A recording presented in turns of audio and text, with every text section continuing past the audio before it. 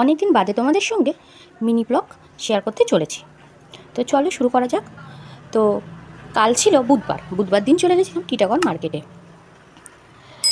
আমাদের একটা জায়গায় ঘুরতে যাওয়ার কথা রয়েছে, সেই জন্যে তোমরা দেখতে পাচ্ছ যে পরপর আমি কেনাকাটার ব্লগ শেয়ার করছি। তো কালকেও তেমনই গেছিলাম। তো রূপার থেকে বাম্বির জন্য জামা কিনলাম, আর টিটাগড় মার্কেটের থেকে দুটো ট্র্যাকস্যুট প্যান্ট কিনে নিলাম, আর আমি কুর্তি বাজার থেকে কিনেছিলাম দুটো কুর্তি। তো ভেবেছিলাম বর্মশাইয়ের জন্য কিছু কিনবো, তাও বললো যে পরের দিন আবার যাব।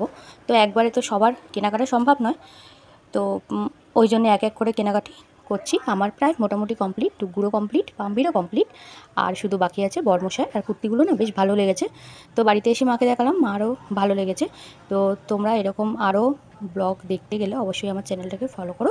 তো আজকের মতন টাটা, দেখা হচ্ছে কালকে